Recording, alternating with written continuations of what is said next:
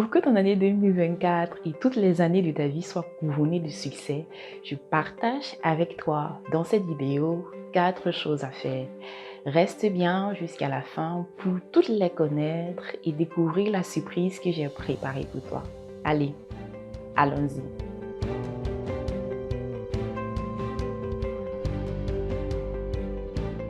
J'essaie un peu de me mettre à ta place. Ce ne doit pas être évident, année après année, de voir qu'on est statique, on n'avance pas dans sa vie, on est sur place. Pendant qu'on se bat chaque jour que je fais pour faire de notre vie quelque chose de meilleur, on se rend compte que tous les autres autour de nous, on a l'impression qu'il y a quelque chose qu'ils ont, qu'on n'a pas, qu'ils réalisent des choses chaque année, qu'ils réalisent leurs projets et que nous, on est statique. Laisse-moi te dire que je te comprends personnellement. Moi-même, à un moment donné de ma vie, je me suis retrouvée dans cette situation. Et puis un beau matin, je me suis levée, j'ai dit, ça doit s'arrêter. C'est comme ça que j'ai commencé à faire des recherches et que j'ai découvert tout ce que je vais partager avec toi dans ces vidéos. Tiens-toi tranquille. Moi-même, j'ai appliqué ce que j'ai partagé avec toi. Et grâce à cette chose que j'ai appliquée, j'ai pu, l'année dernière, me trouver le travail de mes rêves et réaliser d'autres objectifs en 2023. Mais ce n'est pas tout. J'ai vu qu'il y avait des choses qu'il fallait que je change. Et c'est pour ça que cette année, j'ai dit que non, 2024, c'est mon année. Puisque je veux que ce soit notre année à nous deux, je vais donc te partager les 4 choses que j'ai décidé de faire. Ok, trêve de bavardage, allons-y. La première chose que tu dois faire, c'est de te fixer une vision et d'avoir des objectifs.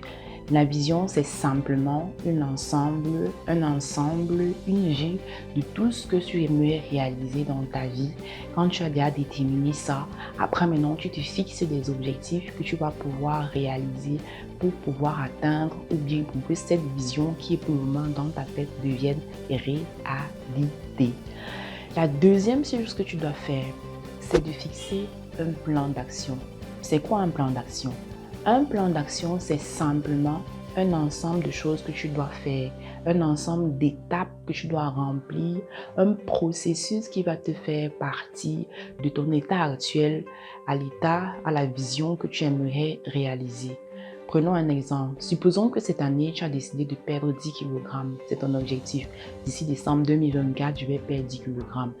Il te faut un plan d'action. Donc, il faut que je détermine, voici les étapes que je vais suivre, voici les choses que je vais suivre pour que d'ici la fin de l'année 2024, j'ai perdu mes 10 kg. C'est donc ça le plan d'action. La troisième chose que tu dois faire, c'est apprendre à développer de bonnes habitudes. Laisse-moi te dire que dans la vie, peu importe ce qu'on veut réaliser, si on ne change pas des aspects de notre personnalité, si on ne change pas chaque jour notre comportement, ça ne va pas marcher. Il faut qu'on soit capable de s'asseoir et d'évaluer de notre vie, de voir quelles sont les mauvaises habitudes qu'on a et qu'on prenne sur nous. On apprend à éviter ces mauvaises habitudes-là et à développer de bonnes habitudes. Donc la troisième chose, c'est apprendre à développer de bonnes habitudes. Et enfin, la quatrième chose, c'est travailler sur ton mindset, ton mental. Si tu te fixes une vision, tu as des objectifs. 2, tu définis un plan d'action. 3, tu développes chaque jour de bonnes habitudes, mais que tu ne travailles pas ton mental, ça ne va pas marcher.